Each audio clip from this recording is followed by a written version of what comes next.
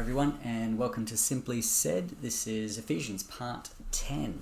Now, in his letter to the Ephesians, Paul shows that Jesus' victory unites all people into one family under God, and this new humanity is called to live differently, to set aside self-interest, to choose humility, and to lift each other up.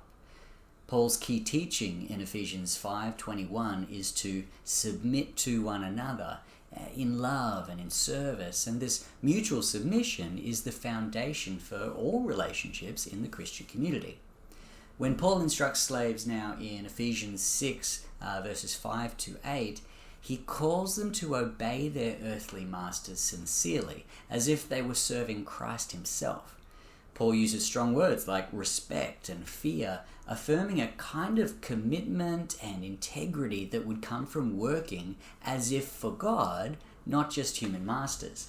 And for these Christian slaves, such an approach would have transformed the way that they did their work, making them see it as a way of honoring God directly. But Paul's teaching didn't stop with slaves. He also instructed masters.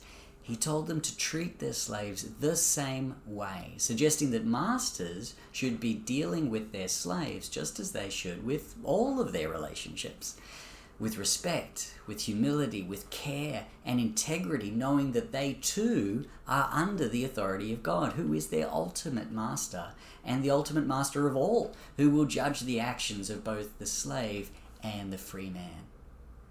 The primary example, of course, is to follow Jesus, who humbled himself and took the form of a servant.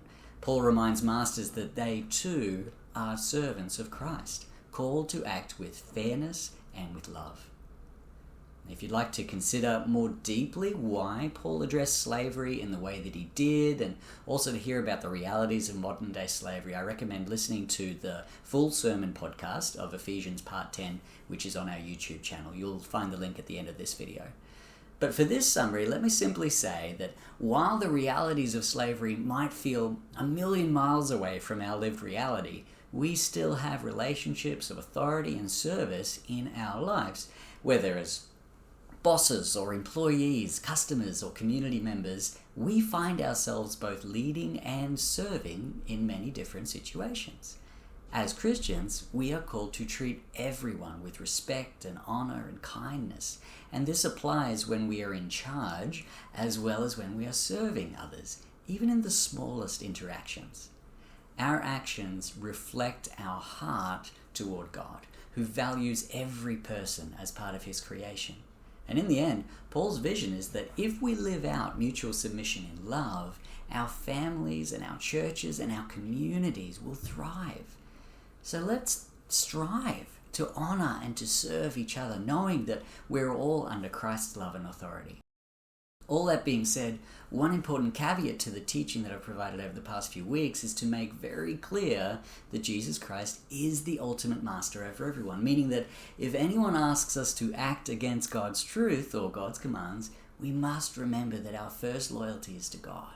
Asking someone to do evil either against themselves or another person in the name of submission is never okay. So if you're placed in a situation like this, I encourage you to seek wisdom and support from your church family. Build relationships with godly people who can help you navigate through tough situations with difficult people.